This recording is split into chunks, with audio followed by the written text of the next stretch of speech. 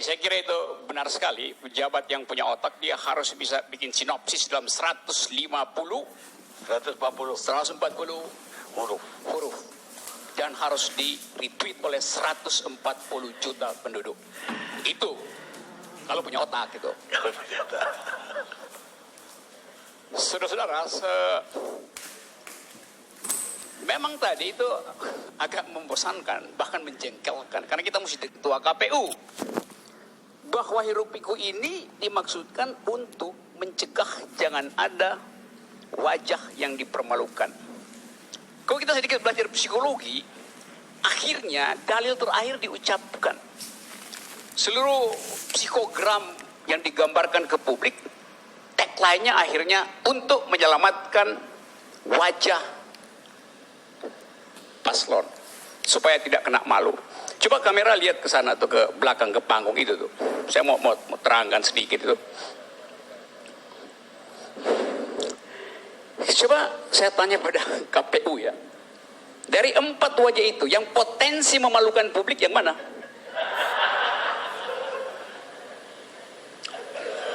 Dari yang 4 itu, yang potensi memalukan publik yang mana?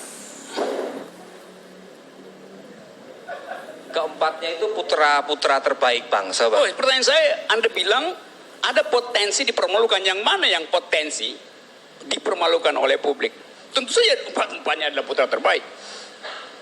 Kan ketua KPU nggak bilang itu adalah putra terbaik. Quotation-nya adalah ada yang harus dijaga supaya tidak dipermalukan. Pertanyaan saya, yang mana yang punya potensi? You nggak usah jawab, kasih kisi-kisinya aja gitu.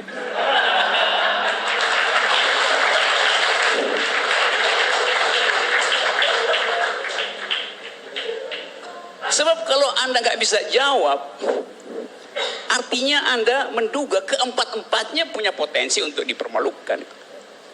Atau Anda memang tahu tapi Anda sembunyikan. Kan itu semiotiknya tuh kalau kita mau bongkar sebetulnya persembunyian dari kekacauan ini. Nah, karena itu judul ini sebetulnya agak keliru, Pak Karni. Bukan lagi menguji netralitas, tapi menguji integritas. Netralitas itu nggak perlu diuji, sebab netralitas adalah fungsi. Yang diuji adalah integritas. Integritaslah yang akan menentukan netral atau tidak. Itu bukan netralitas yang diuji. Sama seperti pers. Netral artinya cover both side, omong kosong. Anda tetap harus ada lead. Apa judulnya tuh? Cover both side adalah teknik aja. Kalau KPU misalnya netral artinya dia tidak didikte, itu soalnya. Tidak didikte. Bukan berdiri di tengah. Berdiri di tengah artinya tidak netral, justru takut untuk punya sikap. Bisa paham ya? Jadi netral artinya tidak didikte. Kalau Anda bilang saya melayani kepentingan 01 dan 02, artinya Anda didikte oleh 01 dan 02. Lebih parah lagi Anda didikte 2 kali gitu. Itu soalnya tuh, konsepnya mesti rada jelas itu. Yang kedua, Anda bertahan mengatakan bahwa toh nanti ada debat. Oleh karena itu nggak ada soal membocorkan, bahkan dalam bentuk kisi-kisi itu. Tapi Anda tidak ingin supaya kita menyebut itu kebocoran. Karena bocor artinya jelek. Setengah bocor lebih jelek lagi, mending bocorin sekaligus. Kisi-kisi itu setengah bocor. Sehingga orang nggak tahu ini bocor apa nggak bocor. Kalau bocor sempurna, orang bisa tambal gitu. Tapi kalau bocornya separoh-separoh, justru di situ ada misteri. Kalau Anda kasih kisi-kisi artinya Anda bermain dalam gimmicks. Sebagian Anda kasih, sebagian enggak tuh. Mengapa begitu? Kasih aja semuanya, bocorin aja, bikin pertanyaan sempurna tuh. Supaya publik ngerti bahwa itu memang dibocorkan. Kalau ditagih dibocorkan apa nggak dibocorkan? Nggak dibocorkan. Kenapa Mbak? Kandidat tahu.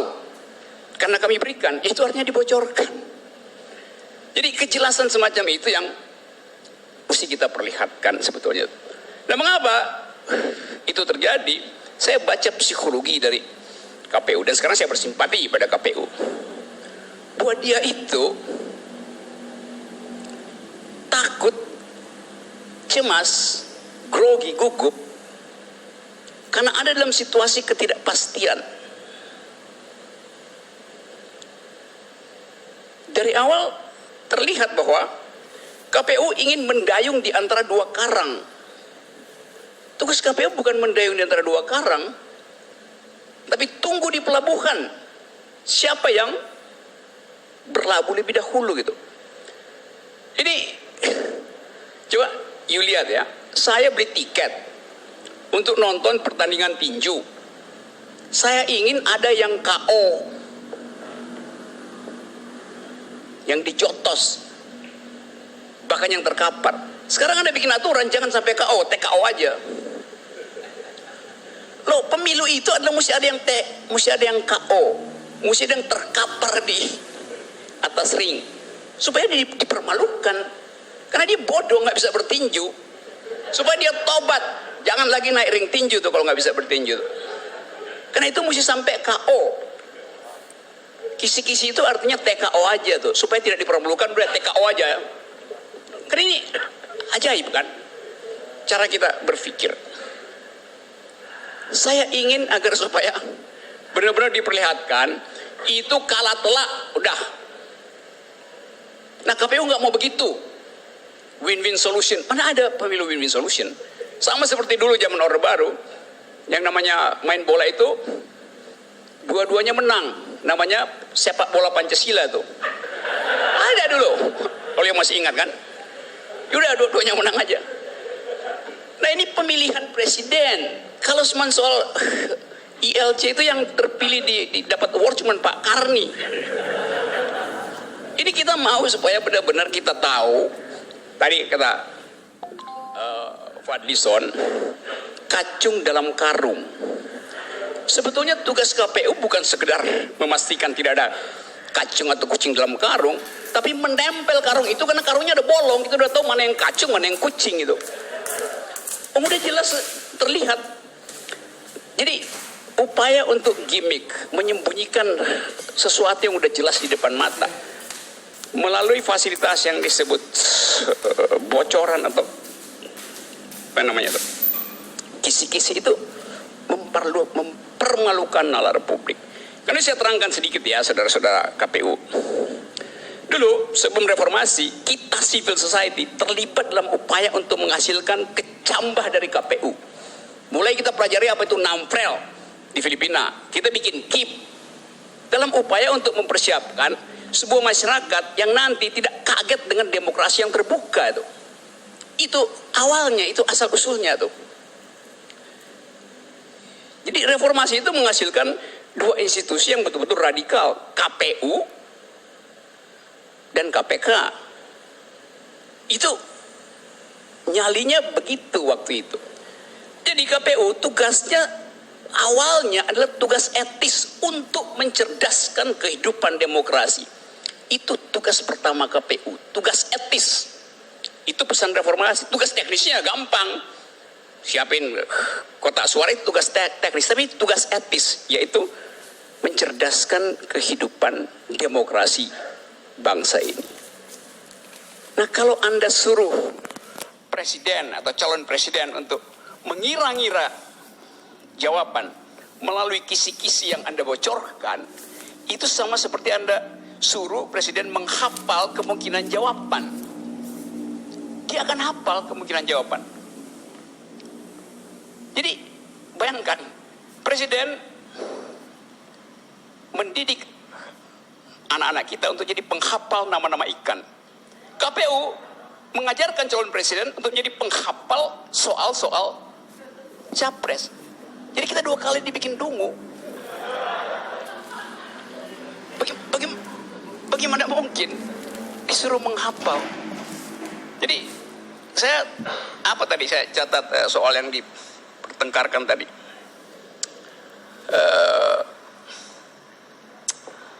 Apa namanya ya? Kebiasaan untuk seolah-olah ingin mendamaikan potensi konflik. itu kebiasaan buruk dari bangsa ini, itu semi feodal gitu. Biarin aja dia konflik. Memang politik itu mesti ada konflik supaya ada konsensus. Kalau nggak ada konflik ngapain? Ada konsensus. Jadi kita ingin agar supaya itu jadi duel yang benar-benar berdarah-darah. Supaya yang kalah nanti dia juga akan dendam habis-habisan untuk menjadi oposisi yang bermutu. Itu maknanya. Kenapa mesti ada yang dikalahkan di situ tuh. Jadi ini fasilitas memang untuk menguji habis-habisan. Berdiri di depan podium untuk berdebat, itu ujian logika, ujian etik, ujian psikologi, ujian retorika, seluruh harus dipamerkan di situ. Jadi jangan dibikin seolah-olah demi Pancasila, lalu kita takut untuk konflik. Konflik itu menghidupkan demokrasi. Yang berbahaya adalah konflik dengan kedunguan. Jadi teman-teman semua atau saudara-saudara, saya ingin lihat kembali KPU itu tumbuh sebagai institusi yang punya integritas, yang nggak mau didikte dari kiri kanan. Kalau Anda tadi bilang bahwa akhirnya kami pertemukan dua belah pihak itu, artinya Anda didikte oleh dua belah pihak. Kan buruk kan persepsi itu tuh. Nah, yang terakhir mungkin supaya kita tidak terlalu berlama-lama lagi di dalam kekacauan pikiran semacam ini. Coba kita biasakan untuk menghadapi pertengkaran politik sebagai persoalan biasa sehari-hari. Ini kan dibikin tegang seolah-olah hanya dalam tahun pemilu orang boleh ucapkan oposisi, orang boleh berkampanye. Sebetulnya sejak hari pertama presiden terpilih, oposisi udah bekerja, jadi politik udah bekerja, kampanye udah bekerja, biasain aja. Nah, saya ingin usulkan pada KPU ini semacam proposal. Coba KPU kerjasama dengan kampus di luar jadwal yang resmi, sehingga kampus bisa bikin proposal ke KPU untuk mengajak presiden berdebat itu. Ya presidennya nggak boleh nggak datang. Karena nanti dinilai juga presidennya nggak berani datang. Tapi ada hak publik untuk menyelenggarakan